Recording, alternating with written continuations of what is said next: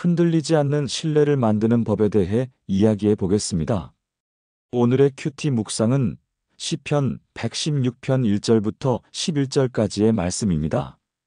이 시편에서는 구원의 호소와 하나님의 응답이 어떻게 이루어지는지를 보여줍니다. 1절부터 4절에서는 우리가 힘들 때 하나님께 구원을 요청하는 모습이 담겨 있고 5절부터 11절에서는 그 응답에 대한 감사와 찬송이 이어집니다. 여기서 중요한 것은 하나님을 따르는 자에게 왜 고난이 주어지는가입니다. 고난은 우리의 믿음을 더욱 굳건하게 만드는 시험일 수 있습니다. 마치 나무가 강한 바람을 견디면서 더 깊게 뿌리를 내리는 것처럼 우리의 신뢰도 어려움을 통해 더 단단해질 수 있습니다. 이제 우리는 하나님께서 왜 고난을 허락하시는지, 그리고 그 과정에서 어떻게 흔들리지 않는 신뢰를 구축할 수 있는지를 깊이 살펴보겠습니다. 오늘의 시편은 정말 흥미로운 내용을 담고 있습니다. 시편 116편 1절과 2절을 보면 과거형과 미래형이 함께 쓰이고 있습니다. 이는 하나님께서 우리의 음성과 간구를 듣고 귀를 기울여 주신다는 중요한 메시지를 전합니다. 하나님께서 우리에게 이렇게 귀 기울여 주신다면 우리는 그분을 사랑하지 않을 수가 없습니다. 마치 친구가 우리의 이야기를 진지하게 들어줄 때 그 친구에 대한 신뢰와 애정이 커지는 것과 같습니다. 그래서 우리는 평생 하나님께 기도하지 않을 수 없는 것입니다. 기도는 우리가 하나님과 소통하는 소중한 방법이니까요.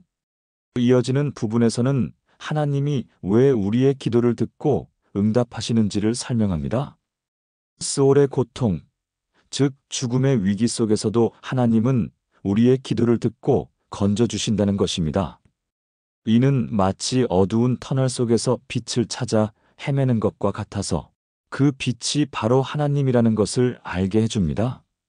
이제 우리는 이러한 하나님의 응답과 그 의미를 더 깊이 살펴보겠습니다. 더 흥미로운 것은 시편 116편 10절과 11절입니다.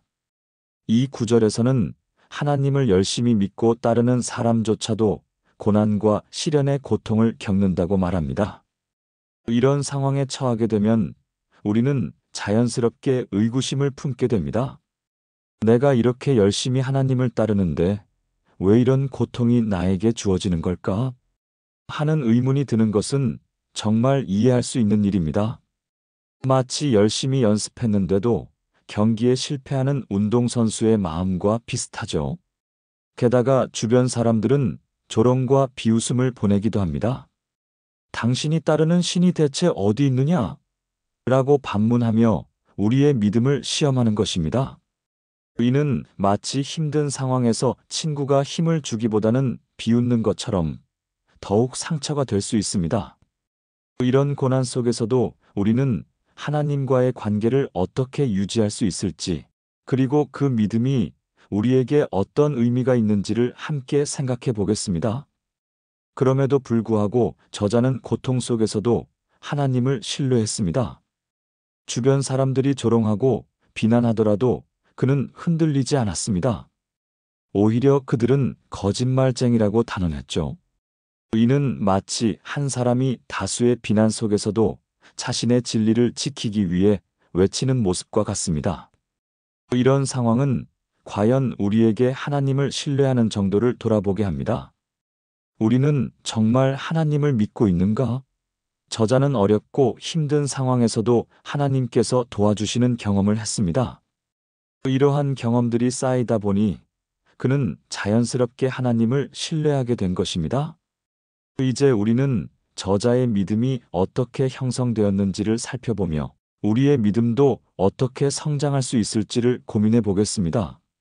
어쩌면 하나님을 따르는 자에게 시련과 고통은 축복일지도 모릅니다. 왜냐하면 이러한 경험을 통해 하나님께서 도와주시고 그분의 존재를 분명하게 알 수 있기 때문입니다. 마치 어두운 밤에 별빛이 더욱 빛나는 것처럼 고난 속에서 하나님은 더 선명하게 드러나는 것이죠.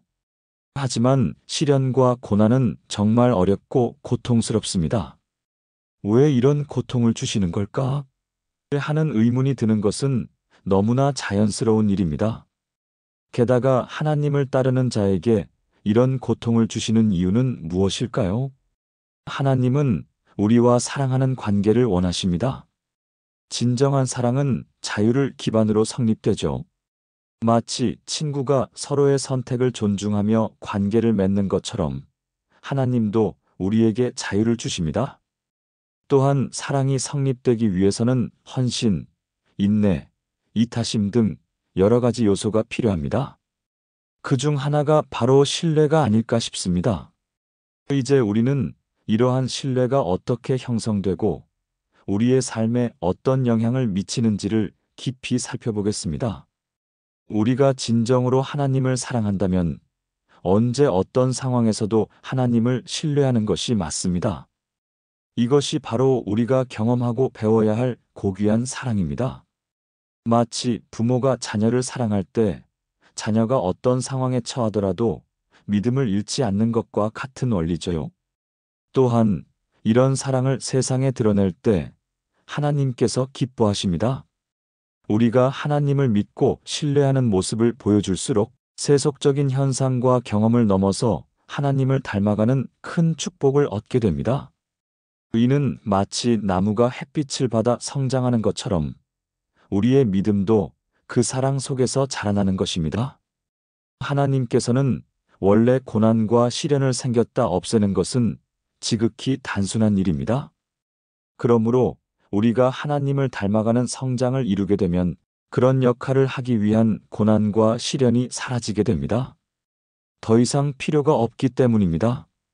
이제 우리는 이러한 하나님을 신뢰하는 과정에서 우리가 어떤 변화를 경험할 수 있는지를 깊이 생각해 보겠습니다. 하나님께서는 은혜로우시고 의로우시며 긍휼이 많으신 분입니다.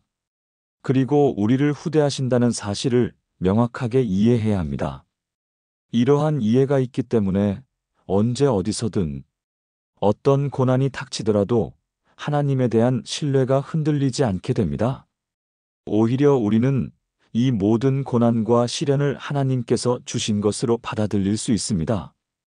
이는 마치 바람이 불 때 나무가 흔들리기보다는 뿌리를 더욱 깊게 내리려는 것과 같습니다. 그러면서 하나님과의 관계를 더 깊이 되돌아보게 되죠. 가장 중요한 것은 우리가 고통스러울수록 하나님을 더 간절하게 찾는다는 것입니다.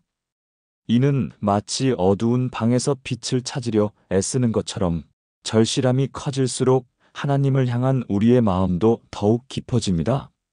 하나님의 마음과 우리에게 주신 시련과 고난의 의미를 더 깊이 살펴본다면 더욱더 흔들리지 않는 신뢰가 만들어질 것입니다. 하나님에 대한 신뢰를 더욱 깊이 이해하고 어려운 상황 속에서도 흔들리지 않는 믿음을 가지게 된다면 우리의 삶은 더욱 풍요로워질 것입니다.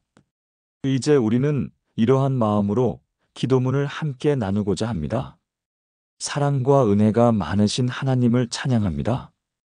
오늘도 귀한 말씀을 볼 수 있게 해주심에 감사합니다. 저 또한 하나님에 대한 신뢰가 흔들리는 경우가 많았습니다. 이런 저를 불쌍히 여기사 더욱더 하나님을 굳건하게 따르게 하소서. 이 세상의 거짓된 자들이 하나님을 부인하게 유혹하고 있습니다. 눈에 보이는 것을 맹신하는 자들이 눈에 보이지 않음에 대한 어리석은 말을 합니다. 이런 자들에게 진정한 깨달음을 주시옵소서. 우리가 눈으로 보는 것이 오히려 잠시 있다가 사라지는 거품과도 같음을 깨닫게 하소서. 변치 않고 평생 존재하는 것이 오직 하나님이심을 알게 하소서. 유한한 존재보다 무한하신 하나님을 따르는 우리가 되게 하소서. 오늘도 우리의 기도를 들어주셔서 감사합니다. 아멘. 이제 이 기도를 마음에 새기며 하나님과의 관계를 더욱 깊이 있게 만들어가는 시간을 가져보도록 하겠습니다.